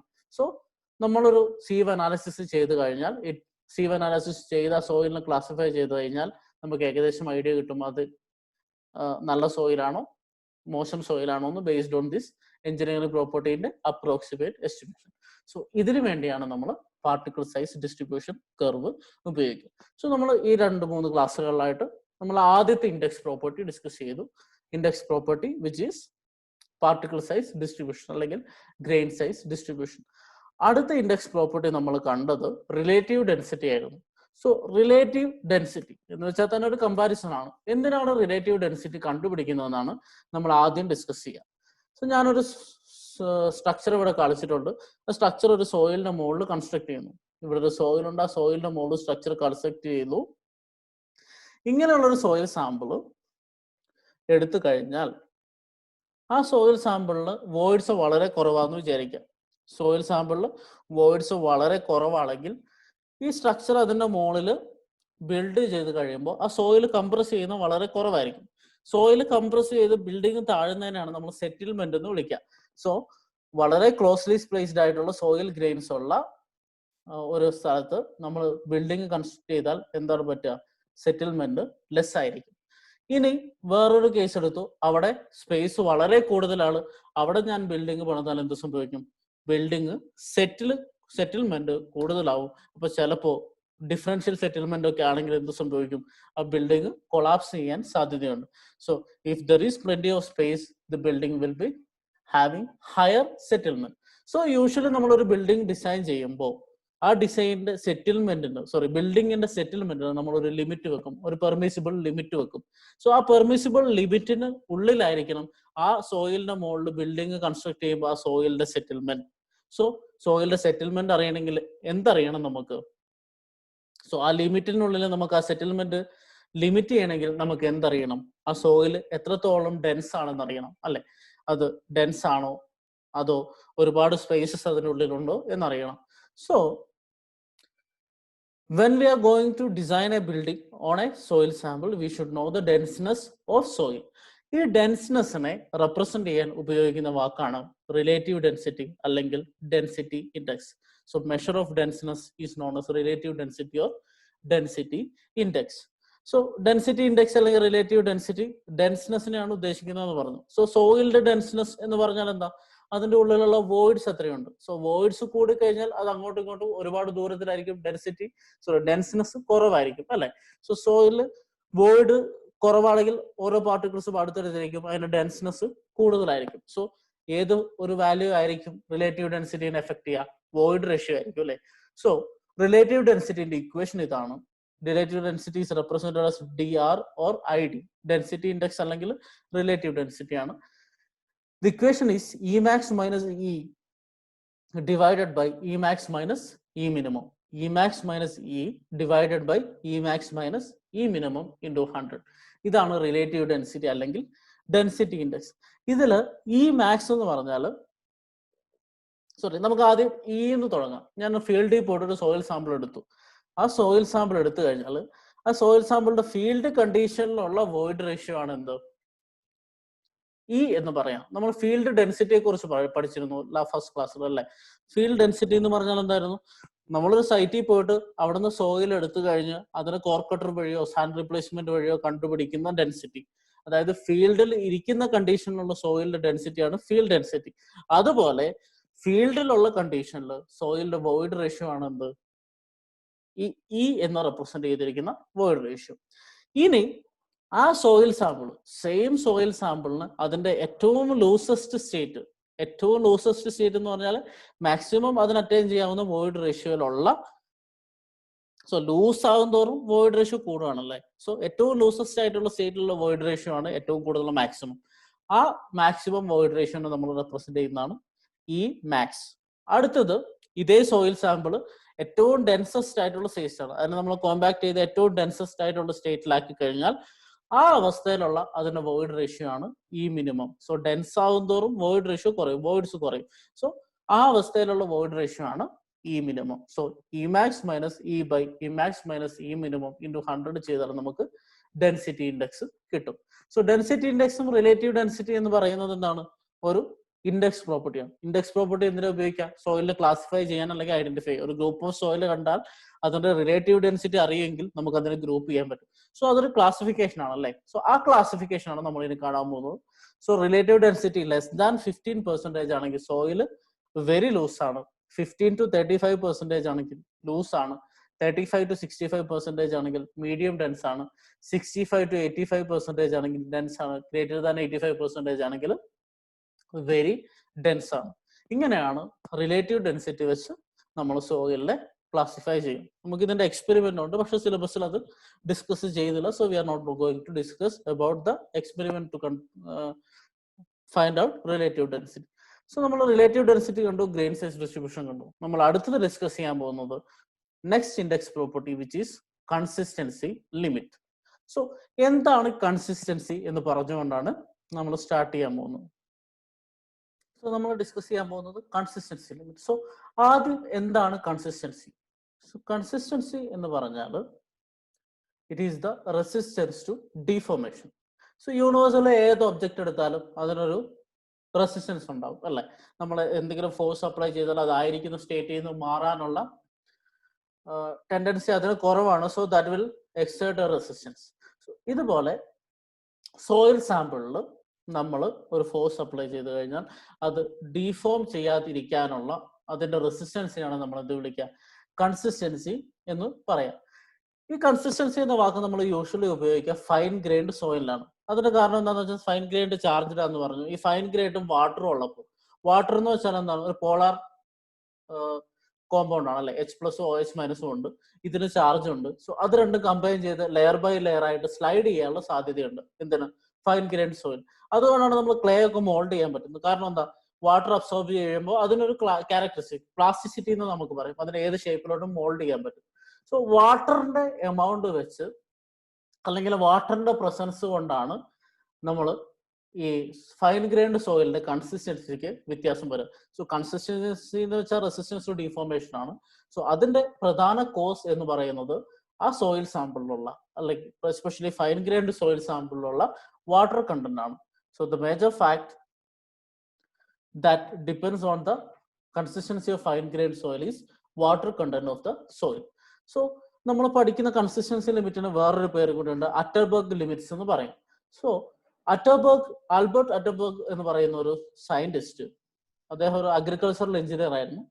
He has classified soil into 4 states based on the amount of water content. So ആ സ്റ്റേറ്റ്സ് ആണ് നമ്മൾ ഇനി കാണാൻ പോകുന്നത്. സോ അറ്റർബർഗിന്റെ ക്ലാസിഫിക്കേഷൻ അനുസരിച്ച് സോയിലിൽ 4 സ്റ്റേറ്റ് ആയിട്ട് തിരിക്കുന്നു. So those are consistency state, ഒന്നാമത്തത് ലിക്വിഡ് സ്റ്റേറ്റ്, രണ്ടാമത്തത് പ്ലാസ്റ്റിക് സ്റ്റേറ്റ്, മൂന്നാമത്തത് സെമി സോളിഡ് സ്റ്റേറ്റ്, നാലാമത്തത് സോളിഡ് സ്റ്റേറ്റ്. സോ ഇങ്ങനെ 4 സ്റ്റേറ്റിലായിട്ട് അറ്റർബർഗ് ഒരു ഫൈൻ ഗ്രൈൻഡ് സോയിലിന്റെ കൺസിസ്റ്റൻസി സ്റ്റേറ്റ്സിനെ ഡിഫൈൻ ചെയ്തിട്ടുണ്ട്. ഈ ഒരു സ്റ്റേറ്റിൽ നിന്ന് ഒരു സ്റ്റേറ്റിലേക്ക് പോകുമ്പോൾ ഞാൻ പറഞ്ഞു വാട്ടർ കണ്ടന്റ് ആണ് ഇതിനെ എഫക്ട് ചെയ്യുന്ന ഫാക്ടർ അല്ലേ. സോ വാട്ടർ കണ്ടന്റിന്റെ വ്യത്യാസം, സോ ലിക്വിഡ് ലിമിറ്റിൽ നിന്ന് പ്ലാസ്റ്റിക് സ്റ്റേറ്റിലോട്ട് മാറുന്ന വാട്ടർ കണ്ടന്റ്, പ്ലാസ്റ്റിക് സ്റ്റേറ്റിൽ നിന്ന് സെമി സോളിഡ് സ്റ്റേറ്റിലോട്ട് മാറുന്ന വാട്ടർ കണ്ടന്റ്, സെമി സോളിഡിൽ നിന്ന് സോളിഡ് സ്റ്റേറ്റിലോട്ട് മാറുന്ന വാട്ടർ കണ്ടന്റ്, ആ വാട്ടർ കണ്ടന്റ് ബൗണ്ടറീസിനാണ് നമ്മൾ എന്ത് വിളിക്കുക? കൺസിസ്റ്റൻസി ലിമിറ്റ് അല്ലെങ്കിൽ അറ്റർബർഗ് ലിമിറ്റ്സ് എന്ന് വിളിക്കുക. സോ കൺസിസ്റ്റൻസി ലിമിറ്റ് അല്ലെങ്കിൽ അറ്റർബർഗ് ലിമിറ്റ്സ് എന്ന് പറഞ്ഞാൽ those are the boundaries of these States. So ഏതൊക്കെയാണ് ആ ബൗണ്ടറീസ്, എന്തൊക്കെയാണ് ഈ സ്റ്റേറ്റ്സ് എന്നാണ് നമ്മൾ അടുത്തത് ഡിസ്കസ് ചെയ്യുന്നത്. സോ ഇവിടെ നോക്കുക, so you have this one. ഞാനൊരു സോയിൽ സാമ്പിൾ എടുത്തു. ആ സോയിൽ സാമ്പിൾ ഒരു വലിയ കണ്ടെയ്നറിൽ വെള്ളം നിറച്ചിട്ട് ആ സോയിൽ സാമ്പിൾ അതിനകത്ത് ഇടുന്നു. സോയിൽ സാമ്പിളിനേക്കാൾ ഒരുപാട് കൂടുതലാണ് വെള്ളം അല്ലെ.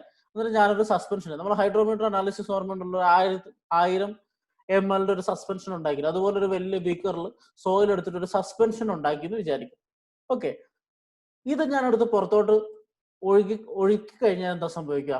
വെള്ളം ഒഴുകുന്ന പോലെ ഈ സോയിൽ സാമ്പിളും ഒഴുകി പോകും അല്ലെ. നമുക്ക് മഴക്കാലത്ത് അറിയാം, മഴക്കാലത്ത് വെള്ളം ഒഴുകി പോകുന്നതോടുകൂടെ മണ്ണും ഒഴുകി പോകും, ചെളി വെള്ളം ഒഴുകുന്നുണ്ട് അല്ലെ. അതായത് ഈ സോയില് ഒരു ലിക്വിഡ് പോലെ ആയി. സോയില് ലിക്വിഡ് പോലെ ആവുക. ഒരു സോളിഡ് ബോഡിയും ലിക്വിഡും തമ്മിലുള്ള പ്രധാന വ്യത്യാസം എന്താ? ഇപ്പൊ വാട്ടർ എടുത്തു, ഒരു മരക്കഷ്ണം എടുത്തു, രണ്ടും തമ്മിലുള്ള വ്യത്യാസം എന്താ? ഒന്നിന് ഷിയർ സ്ട്രെങ്ത് ഉണ്ട്, അതുകൊണ്ട് അത് ഫ്ലോ ചെയ്യില്ല. സോ ഒരു ലിക്വിഡ് അല്ലെങ്കിൽ ഫ്ലൂയിഡ് എന്ന് പറഞ്ഞാൽ അതിന് ഷിയർ സ്ട്രെങ്ത് ഇല്ല, അതുകൊണ്ടാണ് അത് ഫ്ലോ ചെയ്യുന്നത്. സോ ഞാൻ സോയിൽ സാമ്പിളിൽ ഒരുപാട് വെള്ളം ഒഴിച്ചു കഴിഞ്ഞാൽ അത് ഉള്ള സ്റ്റേറ്റ്, ആ സ്റ്റേറ്റിന്റെ പ്രത്യേകത എന്താ? അത് വാട്ടർ പോലെ ഒഴുകും. That means it has no shear strength. There is no shear strength, it flows like water. That means no resistance to flow. ഇങ്ങനെയുള്ള സോയിൽ സാമ്പിളിനെ ഞാൻ വിളിക്കുന്ന പേരാണ് ലിക്വിഡ് സ്റ്റേറ്റിലുള്ള സോയിൽ സാമ്പിൾ. സോയിൽ ലിക്വിഡ് സ്റ്റേറ്റിലാന്ന് പറഞ്ഞാൽ അതിന്റെ അർത്ഥം സോയിൽ സാമ്പിളിൽ ഷിയർ സ്ട്രെങ്ത് ഇല്ല, സോ അത് വാട്ടർ പോലെ ഫ്ലോ ചെയ്യും. അങ്ങനെയുള്ള സോയിലാണ് ലിക്വിഡ് സ്റ്റേറ്റ്. സോ നമ്മൾ ഇത് റെപ്രസെന്റ് ചെയ്യുക വോളിയം വേഴ്സസ് വാട്ടർ കണ്ടന്റ് ഒരു ഗ്രാഫിലാണ്. നമുക്ക് ഗ്രാഫ് നോക്കാം. So volume of soil in y axis, water content in x axis. So liquid സ്റ്റേറ്റിൽ എന്ന് വെച്ചാൽ ടോട്ടൽ വോളിയം. സോ വോളിയം എന്ന് പറഞ്ഞാൽ എന്താ? സോയിലും വാട്ടറും കൂടെയുള്ള ആ സോയിൽ സാമ്പിളിന്റെ വോളിയം ആണല്ലേ. സോ ഇപ്പൊ ഒരു 1000 ml സസ്പെൻഷനിൽ ആണ് ഞാൻ ഉണ്ടാക്കുന്നതെങ്കിൽ 1000 ml ആണ് അതിന്റെ വോളിയം. ഓക്കെ, സോ വോളിയം വളരെ കൂടുതലായിരിക്കും അല്ലെ. ഇനി ഞാൻ പതുക്കെ വോളിയം കുറച്ചുകൊണ്ട് വരാമെന്ന് വിചാരിക്കാം. സോ ആദ്യം വോളിയം ഉണ്ട്, ആ വോളിയം ഞാൻ പതുക്കെ കുറച്ചുകൊണ്ട് വരുന്നു. വോളിയം കുറയ്ക്കാന്ന് വെച്ചാൽ എന്താ അതിന്റെ അർത്ഥം? ഞാൻ ഇതിന് ചൂടാക്കുന്നു എന്ന് വിചാരിക്കാം. അപ്പൊ കുറച്ച് വാട്ടർ ഇവാപറേറ്റ് ചെയ്തു അല്ലെ, സോയിൽ ഡ്രൈ ആയി തുടങ്ങും. സോ വാട്ടർ പോകുന്നതിനനുസരിച്ച് വോളിയം കുറയും. ഓക്കെ, സോ വാട്ടർ കണ്ടന്റ് കുറയുന്നതിനനുസരിച്ച് വോളിയം കുറയുന്നു. അങ്ങനെ നമ്മൾ ലിക്വിഡ് സ്റ്റേറ്റിലുള്ള ഒരു വാട്ടർ സാമ്പിൾ എടുത്തിട്ട് അതിന്റെ ടെമ്പറേച്ചർ കുറയ്ക്കും. ടെമ്പറേച്ചർ കൊടുത്തു കഴിയുമ്പോൾ വാട്ടർ ഇവാപറേറ്റ് ചെയ്യുകയോ ഏതെങ്കിലും മെത്തേഡ് വഴി അതിന്റെ വാട്ടർ കണ്ടന്റ് റെഡ്യൂസ് ചെയ്ത് കഴിയുമ്പോൾ എന്ത് സംഭവിക്കും? ആ സോയിൽ സാമ്പിളിന്റെ വോളിയം പതുക്കെ കുറഞ്ഞ് ഒരു സ്റ്റേജ് എത്തും. ഓക്കെ, സോ ഇവിടം തൊട്ട് ഇവിടം വരെ ആ സോയിൽ ഇപ്പോഴും ലിക്വിഡ് സ്റ്റേറ്റിൽ തന്നെയാണ്. ഞാൻ ചൂടാക്കുന്നുണ്ട്, പക്ഷെ എന്നാലും ഞാൻ ഒഴിച്ചു കഴിഞ്ഞാൽ അത് വെള്ളം പോലെ ഒഴുകി പോകും. പക്ഷെ കുറച്ച് കഴിഞ്ഞ് ഒരു പെർട്ടിക്കുലർ വാട്ടർ കണ്ടന്റ് എത്തുമ്പോൾ ഈ ഒഴുകുന്ന പ്രോപ്പർട്ടി അതിന് നഷ്ടപ്പെട്ടു. അത് ചെറുതായിട്ട് ഷിയർ സ്ട്രെങ്ത് ഗെയിൻ ചെയ്യാൻ തുടങ്ങും, ചെറിയ തോതിൽ ഷിയർ സ്ട്രെങ്ത് ഡെവലപ്പ് ചെയ്യാൻ തുടങ്ങും. ഇനി നമ്മൾ ആ സോയിൽ സാമ്പിൾ എടുത്തിട്ട് ഒരു ഷേപ്പിലോട്ട് മോൾഡ് ചെയ്ത് കഴിഞ്ഞാൽ അത് ആ ഷേപ്പിൽ തന്നെ ഇരിക്കും. സപ്പോസ് നമ്മളിപ്പം കളിമണ്ണ് കൊണ്ടിട്ട് പ്രതിമയൊക്കെ ഉണ്ടാക്കും അല്ലേ, അപ്പൊ അങ്ങനെയുള്ള ഒരു സ്റ്റേറ്റിൽ സോയിൽ എത്തും. സോ വാട്ടർ കണ്ടന്റ് കുറച്ച് കൊണ്ടുവന്ന് ഒരു സ്റ്റേറ്റിൽ എത്തിക്കഴിയുമ്പോൾ അത് വെള്ളം പോലെ ഒഴുകുന്ന നിൽക്കും, അതിന് ചെറിയ ഷിയർ സ്ട്രെങ്ത് ഉണ്ടാവും. അപ്പൊ നമ്മൾ അതിനെ മോൾഡ് ചെയ്ത് കഴിഞ്ഞാൽ ഏത് ഷേപ്പിലാണോ മോൾഡ് ചെയ്യുന്നത് ആ ഷേപ്പിൽ നിന്ന് പൊട്ടിപ്പോവാതെ അതേ ഷേപ്പിൽ അത് നിലനിൽക്കും. So can be moulded to different shapes without rupturing it. അങ്ങനെയാണെങ്കിൽ ഇങ്ങനെ ഒരു ഷേപ്പിൽ നമുക്ക് ആ സോയിൽ സാമ്പിളിൽ കിട്ടും, ഒരു പൊട്ടും ഇല്ലാതെ ആ സോയിൽ സാമ്പിളിൽ കിട്ടും. അങ്ങനെയുള്ള സ്റ്റേറ്റിനാണ് നമ്മൾ എന്ത് വിളിക്കുക? പ്ലാസ്റ്റിക് സ്റ്റേറ്റ് എന്ന് പറയാം. സോ പ്ലാസ്റ്റിക് സ്റ്റേറ്റ് എന്ന് പറഞ്ഞാൽ സോയിൽ സാമ്പിളിനെ ഏത് ഷേപ്പിലൊക്കെ മോൾഡ് ചെയ്യാം വിതൗട്ട് ക്രംബ്ലിങ് ഇറ്റ്, അല്ലെങ്കിൽ അത് പൊടിഞ്ഞു പോവാതെ, അത് റപ്ചറായി പോവാതെ നമുക്ക് അതിനെ ഏത് ഷേപ്പിലാണോ മോൾഡ് ചെയ്യുന്നത് ആ ഷേപ്പിൽ ആ സോയിൽ സാമ്പിളിൽ കിട്ടുമെങ്കിൽ അതിനെ നമ്മൾ പ്ലാസ്റ്റിക് സ്റ്റേറ്റ് എന്ന് വിളിക്കും. സോ നമ്മൾ പറഞ്ഞു ലിക്വിഡ് സ്റ്റേറ്റിൽ നിന്ന് വാട്ടർ കണ്ടന്റ് കുറച്ച് ഒരു പെർട്ടിക്കുലർ വാട്ടർ കണ്ടന്റ് എത്തിക്കഴിയുമ്പോഴാണ് ഈ പ്രോപ്പർട്ടി കിട്ടുക, അല്ലെ? സോ ലിക്വിഡ് സ്റ്റേറ്റിൽ നിന്ന് പ്ലാസ്റ്റിക് സ്റ്റേറ്റിലോട്ട് മാറുന്ന ആ വാട്ടർ കണ്ടന്റ് നമ്മൾ എന്ത് വിളിക്കും? ലിക്വിഡ് ലിമിറ്റ് എന്ന് വിളിക്കും. സോ ലിക്വിഡ് സ്റ്റേറ്റിൽ നിന്ന് പ്ലാസ്റ്റിക് സ്റ്റേറ്റിലോട്ട് സോയിൽ മാറുന്ന വാട്ടർ കണ്ടന്റ് എന്ത് വിളിക്കും? ലിക്വിഡ് ലിമിറ്റ് എന്ന് വിളിക്കും. സോ ലിക്വിഡ് ലിമിറ്റിന്റെ താഴെ സോയിൽ ഒരിക്കലും ലിക്വിഡ് സ്റ്റേറ്റിൽ ആയിരിക്കില്ല. അതുകൊണ്ടാണ് ലിക്വിഡ് ലിമിറ്റ് എന്ന് പറയാം. സോ അതിനേക്കാൾ കൂടുതൽ വാട്ടർ കണ്ടന്റ് ആണെങ്കിൽ ലിക്വിഡ് സ്റ്റേറ്റ് ആയിരിക്കും, അതിനേക്കാൾ കുറഞ്ഞതാണെങ്കിൽ ലിക്വിഡ് ലിമിറ്റ് ആയിരിക്കും. സോ സോയിൽ പ്ലാസ്റ്റിക് സ്റ്റേജിൽ എത്തി. സോ പ്ലാസ്റ്റിക് സ്റ്റേജിൽ എത്തിയ സോയിലിൽ പിന്നെയും ഞാൻ ഹീറ്റ് ചെയ്യുന്നു. ഹീറ്റ് ചെയ്യുമ്പോൾ പിന്നെയും വാട്ടർ നഷ്ടപ്പെടുന്നു, സോയിലിന്റെ വോളിയം കുറയുന്നു. ഓക്കെ, സോ പ്ലാസ്റ്റിക് സ്റ്റേറ്റിൽ എത്തിയ സോയിലിനെ ഞാൻ വീണ്ടും ഹീറ്റ് ചെയ്യോ ഓവനിലോ ട്രൈ ചെയ്യോ എന്തെങ്കിലുമൊക്കെ ചെയ്യുന്നു. അപ്പൊ പതുക്കെ സോയിലിന്റെ വോളിയം, വാട്ടർ നഷ്ടപ്പെട്ടുകൊണ്ടിരിക്കുക, അല്ലെ? വാട്ടർ നഷ്ടപ്പെട്ടുകൊണ്ടിരിക്കുമ്പോൾ എന്ത് സംഭവിക്കും? വോളിയം കുറയും, വോളിയം കുറയും. അങ്ങനെ ഒരു പെർട്ടിക്കുലർ സ്റ്റേറ്റിൽ എത്തുമ്പോൾ ഞാൻ ഇനി ഇതിനെ മോൾഡ് ചെയ്യാൻ ശ്രമിക്കുക. സോ പ്ലാസ്റ്റിക് സ്റ്റേറ്റ് എന്ന് പറഞ്ഞാൽ മോൾഡ് ചെയ്ത് അതേ ഷേപ്പിലിരിക്കും. ഇനി ഒരു പെർട്ടിക്കുലർ സ്റ്റേറ്റിൽ ഒരു പെർട്ടിക്കുലർ വാട്ടർ കണ്ടന്റ് എത്തിയാൽ ഇതിനെ ഞാൻ പിന്നെയും മോൾഡ് ചെയ്യാൻ ശ്രമിക്കും. എന്ത് സംഭവിക്കും? ഇത് ആ ഷേപ്പിൽ നിൽക്കില്ല. ഇപ്പൊ ഞാൻ കയ്യിലിട്ട് ഉരുട്ടുകയാണെങ്കിൽ ആ ഉരുണ്ട ഷേപ്പിൽ ഇരിക്കില്ല, അത് പതുക്കെ പൊടിയാൻ തുടങ്ങും. അങ്ങനെ പൊടിയുവാണെങ്കിൽ സോയിൽ ലൂസസ് പ്ലാസ്റ്റിസിറ്റി, അല്ലെ? സോയിലിൽ പിന്നെ പ്ലാസ്റ്റിസിറ്റി ഇല്ല. Soil crumbles, soil becomes brittle and crumbles when moulded. ഈ സ്റ്റേറ്റിനാണ് നമ്മൾ എന്ത് വിളിക്കുക? സെമി സോളിഡ് സ്റ്റേറ്റ് എന്ന് വിളിക്കുക. സോ നേരത്തെ ഞാൻ ഉരുട്ടിയപ്പോൾ അതേ ഷേപ്പിൽ കിട്ടി പ്ലാസ്റ്റിക് സ്റ്റേറ്റിൽ. സോ പ്ലാസ്റ്റിക് സ്റ്റേറ്റ് കഴിഞ്ഞു കഴിഞ്ഞാൽ എന്ത് സംഭവിക്കും? ഞാൻ പിന്നെ ഉരുട്ടി കഴിഞ്ഞാൽ അത് പൊട്ടാൻ തുടങ്ങും. അങ്ങനെ പൊട്ടുന്ന സോയിൽ സാമ്പിളിനെ സെമി സോളിഡ് സ്റ്റേറ്റിലുള്ള സോയിൽ സാമ്പിൾ എന്ന് വിളിക്കും. സോ ഞാൻ പറഞ്ഞു പ്ലാസ്റ്റിക് സ്റ്റേറ്റിൽ നിന്ന് നമ്മൾ വാട്ടർ കണ്ടന്റ് കുറച്ച് കൊണ്ടുവന്ന് ഒരു പെർട്ടിക്കുലർ വാട്ടർ കണ്ടന്റ് എത്തുമ്പോഴാണ് അതിന് പ്ലാസ്റ്റിസിറ്റി ലോസ് ചെയ്യുന്നത്, അല്ലെ? So water content at which soil losses it's plasticity. So below that, ആ വാട്ടർ കണ്ടന്റിന്റെ താഴെ ആ സോയിൽ ഒരിക്കലും പ്ലാസ്റ്റിക് ആയിരിക്കില്ല. So the water content at which soil loses it's plasticity is known as plasticity limit. So plastic ലിമിറ്റിന്റെ എന്ന് പറഞ്ഞാൽ ആ water കണ്ടന്റിന് താഴെ സോയിൽ ഒരിക്കലും പ്ലാസ്റ്റിസിറ്റി ആവില്ല. Soil loses it's plasticity. So semi solid സ്റ്റേറ്റിൽ സോയിൽ എത്തി. ഇനി ഞാൻ അതിനെ വീണ്ടും ഹീറ്റ് ചെയ്യാണ്. സോ വീണ്ടും ഹീറ്റ് ചെയ്യുമ്പോൾ എന്ത് സംഭവിക്കും? പതുക്കെ പിന്നെയും വാട്ടർ ഇവാപ്പറേറ്റ് ചെയ്ത് പോയിട്ട് അതിന്റെ വോളിയം കുറഞ്ഞുകൊണ്ടിരിക്കും, അല്ലെ? സോ സെമി സോളിഡ് സ്റ്റേറ്റിലുള്ള സോയിൽ സാമ്പിൾ ഞാൻ വീണ്ടും ഹീറ്റ് ചെയ്യുന്നു. ഇപ്പോഴും അതിനെ മോൾഡ് ചെയ്താൽ അത് ചെറുതായിട്ടൊക്കെ നിൽക്കും, പക്ഷെ പൊട്ടി പോകും.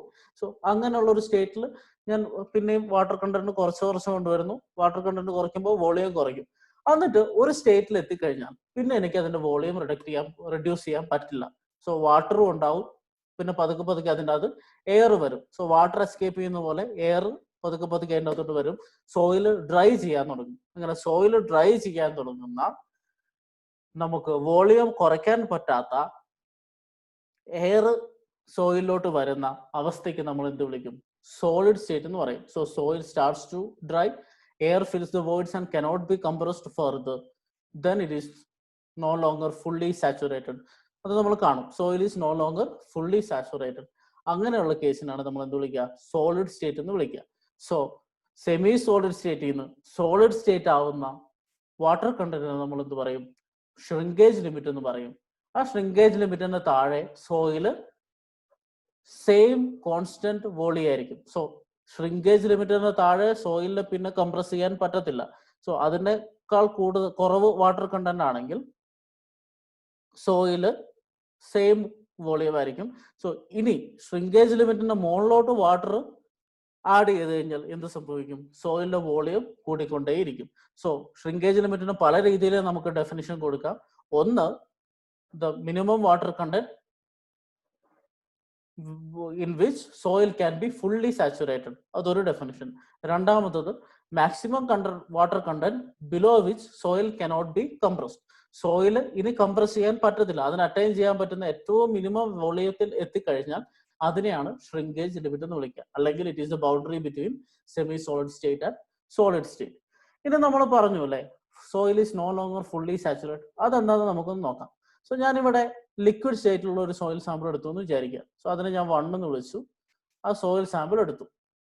സോ ആ സോയിൽ സാമ്പിളിന്റെ വാട്ടർ നിങ്ങൾക്ക് കാണാം. സോയിൽ സാമ്പിളിൽ സോളിഡ്സ് ഉണ്ടാവും, വാട്ടർ ഉണ്ടാവും. ഈ ഒരു കേസ് എടുത്തു കഴിഞ്ഞാൽ ആ സോയിലിൽ ഞാൻ കുറേ വെള്ളം ഒഴിച്ചു, അപ്പൊ എല്ലാ വോയിഡ്സിലും വാട്ടർ ഫില്ല് ചെയ്തു. വോയിഡ്സിനേക്കാൾ കൂടുതൽ വാട്ടർ ഉണ്ട്, അപ്പോൾ അതിന്റെ വോളിയം കൂടി. ഈ ഒരു അവസ്ഥയിലായിരിക്കും എന്റെ ഫേസ് ഡയഗ്രം വരച്ചാലിരിക്കുക. ഇനി ഞാൻ കുറച്ച് വാട്ടർ റെഡ്യൂസ് ചെയ്തു. വാട്ടർ റെഡ്യൂസ് ചെയ്ത് ഏകദേശം ഇവിടെ എത്തിയപ്പോൾ അതിനെ 2 എന്ന് വിളിച്ചു. അപ്പൊ എന്താ സംഭവിച്ചത്? അതിന്റെ വോയിഡ്സിലുള്ള വാട്ടർ കുറഞ്ഞു. വോയിഡ്സിലുള്ള വാട്ടർ കുറയാന്ന് വെച്ചാൽ അതിന്റെ വോളിയം കുറഞ്ഞു അല്ലെ. ഇപ്പൊ അതിൻ്റെ അകത്ത് എയർ ഇല്ല, ഫുള്ള് വെള്ളമാണ്. ഓക്കെ, സോ വോയിഡ്സ് കുറഞ്ഞു. ഇനി കുറച്ചുകൂടെ കഴിഞ്ഞ് ഈ പോയിന്റിൽ എത്തി. ഈ പോയിന്റ് എന്ന് വെച്ചാൽ നമ്മുടെ ഷ്രിങ്കേജ് ലിമിറ്റിന്റെ പോയിന്റിൽ എത്തി.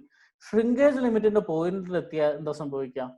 വാട്ടർ അതിന് അറ്റൈൻ ചെയ്യാവുന്ന ഏറ്റവും മിനിമം വോളിയത്തിൽ എത്തും. Okay, so solids plus voids, ഇതിൽ കൂടുതൽ വോളിയം അതിന് കംപ്രസ് ചെയ്യാൻ പറ്റില്ല. ഇനി കംപ്രസ് ചെയ്ത് എന്താ സംഭവിക്കാം? വാട്ടർ എസ്കേപ്പ് ചെയ്യും, പക്ഷെ അതിൻ്റെ അകത്ത് എയർ കയറും. സോ ഇങ്ങനെയുള്ള സ്റ്റേറ്റിൽ സോളിഡ്സും വാട്ടറും ഇപ്പോഴും ഫുള്ളി സാച്ചുറേറ്റഡ് ആണ്. ഇനി ഈ ഒരു നമ്മുടെ റെക്ടാങ്കുലർ പോർഷന്റെ ഇടയ്ക്ക് ഒരു പോയിന്റ് എടുത്തു, 4 എന്ന് പറഞ്ഞ പോയിന്റ് എടുത്താൽ അവിടെ സോയിൽ എങ്ങനെയായിരിക്കും? സോ വോളിയം ഇനി കംപ്രസ് ചെയ്യാൻ പറ്റില്ല എന്ന് ഞാൻ പറഞ്ഞു. സോ വോളിയം ലെവൽ സെയിം ആയിരിക്കും, ടോട്ടൽ വോളിയം ലെവൽ സെയിം ആയിരിക്കും. പക്ഷെ വാട്ടർ കണ്ടന്റ് കുറയുന്നുണ്ട് അല്ലെ.